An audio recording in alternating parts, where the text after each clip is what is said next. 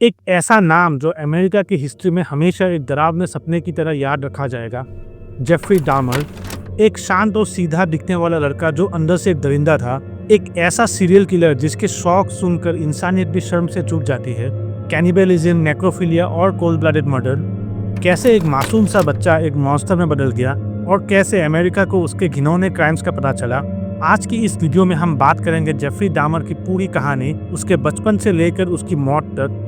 तो चलिए शुरू करते हैं। जेफरी लियोनेल डामर का जन्म हुआ 21 में 1960 को मिलवॉकी, विस्कॉन्सिन में। उसका पिता लियोनेल डामर एक केमिस्ट्री स्टूडेंट था और माँ जॉयस एक टेलीटाइप मशीन इंस्ट्रक्टर थी।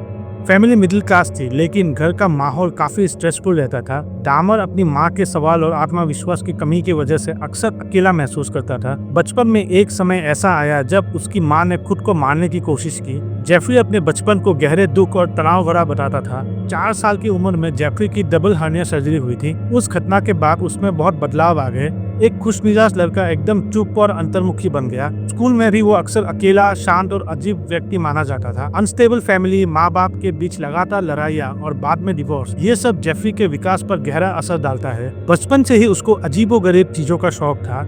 वो सड़कों पर मरे हुए जानवरों की हड्डियां उठाता, इंसेक्ट्स कलेक्ट करता और उन्हें जार्स में प्रिजर्व करता था। काफी लोगों ने देखा कि वो जानवरों के खोपड़ियां लकड़ी पर टांग कर रख देता था। जेफरी डामर जब टीनेजर था तब उसने पीने की आदत डाल ली थी। 14 साल की उम्र में ही वो पीने लगा था। उसके अंदर जल्दी ही नेक्रोफिलिया और मर्डर के ख्याल आने लगा था, लेकिन वो इन विचारों को दबाता रहा। पेरेंट्स के डिवोर्स के बाद घर में और टेंशन बढ़ गया। 18 साल की उम्र में जेफरी का पहला जुर्म सामने आया। जून 1978 में जेफरी ने पहली बार एक आदमी स्टीफन हिक्स को मारा। वो कॉलेज छोड़कर घर पर अकेला था जब उसने खिंचाई स्टीफन हिक्स को अपने घर बुलाया, उसके साथ पीने लगा और जब हिक्स निकलने लगा तो जेफरी ने उसे बारबल से मार दिया। बाद में उसके शव को टुकड़ों में बांट कर डिस्पोज कर दिया था। इस हत्या के बाद डामर ने फिर कुछ साल मर्डर नहीं किया। वो ओहायो स्टेट यूनिवर्सिटी ज्वाइन करता है, लेकिन पीने की लत की वजह से ड्रॉप आउट हो जाता है। फिर उसके पिता के दबाव पर आर्मी ज्वाइन करता है, लेकिन पीने की प्रॉब्लम के चलते 1981 में वहां से भी निकाल दिया जाता है। आर्मी से निकाले जाने के बाद डामर कुछ समय के लिए अपनी दादी के पास विस्कॉन्सिन चला जाता है। वहाँ भी उसकी ड्रिंकिंग और अजीब आदतें चालू रहती है। 1987 में डामर अपना दूसरा मर्डर करता है। स्टीवन टोमी को एक बार से होटल ले जाता है। सुबह आँख खुलती है तो टोमी मरा हुआ पड़ा होता है। उसकी लाश को अपनी दादी के घर ले जाकर वहाँ पर वो डिस्पोज कर देता है। इसके बाद डामर एक पैटर्न फॉलो करता है। मोस्टली गे बार्स में मिलने वाले लड़कों को वो ड्रग्स देकर उनके साथ करके फिर उनको मारकर उनके शरीर को काट के टुकड़े टुकड़े करता है। 1987 से लेकर 1991 तक जेफरी डामर ने करीब 17 लड़कों और जवान आर्मियों को मारा। इनमें ज्यादातर अफ्रीकन अमेरिकन, एशियन और लैटिनो यूथ थे। मर्डर्स में नेक्रोफिलिया, कैनिबलिज्म था और शरीर के अंगों को प्रिजर्व करता था। वो अक्सर अपनी विक्टिम्स को पैसे या शराब का लालच देकर घर ले जाता, उन्हें बेहोश करता, उनके साथ करता और फिर उनको मारकर उनकी बॉडी के पार्ट्स निकालता और कभी कभार उन्हें खाता भी था। जेफरी मिलवॉकी में 924 नॉर्थ 25 स्ट्रीट पर रहता था और उसका अपार्टमेंट एक हाउस ऑफ हॉरर्स बन गया था। वो केमिकल्स में बॉडीज को डिसॉल्व करता और अपनी फ्रिज में ह्यूमन मीट और स्कल्स रखता था। पुलिस ने जब उसका अपार्टमेंट सर्च किया तो वहाँ मिले फ्रिज में ह्यूमन स्कल्स, एसिड से भरी हुई ड्रम्स जिसमें बॉडीज डिसॉल्व हो रही थी, कटे हुए बॉडीज के पोलराइड फोटोज और प्रिजर्व्ड ऑर्गन्स और स्केलेटन्स। वो अपने विक्टिम्स को ज़ॉम्बी बनाने के लिए उनके दिमाग में एसिड इंजेक्ट करने की भी कोशिश करता था। उसका कहना था कि उसको एक परफेक्ट ओबीडिएंट पार्टनर चाहिए जो कभी उसे छोड़कर ना जाए।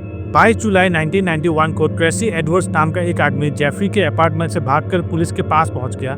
ट्रेसी ने बताया कि जेफरी ने उसे नशीली दवा देकर मारने की कोशिश की और फिर मारने की धमकी दी थी। पुलिस ने तुरंत डामर के अपार्टमेंट पर रेड की और वहां के सीन देखकर वो भी हिल गए। फोटोग्राफ्स, प्रिजर्व्ड ह्यूमन पार्ट्स और एसिड बैरल्स देखकर पुलिस को पता चल गया कि ये एक सीरियल किलर है। इंटरोगेशन में डामर ने सब कुछ कबूल कर लिया।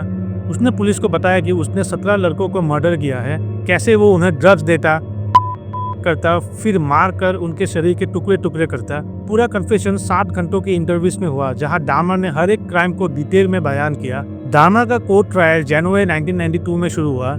ट्रायल में बहुत सिक्योरिटी थी क्योंकि बहुत सारे पब्लिक एंगर और रेशियल टेंशन भी थी। उसके ज्यादातर विक्टिम्स माइनॉरिटीज या गे कम्युनिटी से था। उसके लॉयर्स ने इंसेनिटी का प्ली किया, लेकिन कोर्ट ने डिसाइड किया कि डामर इंसेन नहीं बल्कि बिल्कुल सेन है। वो अपने जुर्मों को समझता था और फिर भी करता था। जूरी ने उसे गिल्टी माना और 15 कंसेक्यूटिव लाइफ टर्म्स का सेंटेंस दिया, लगभग 957 साल की सजा।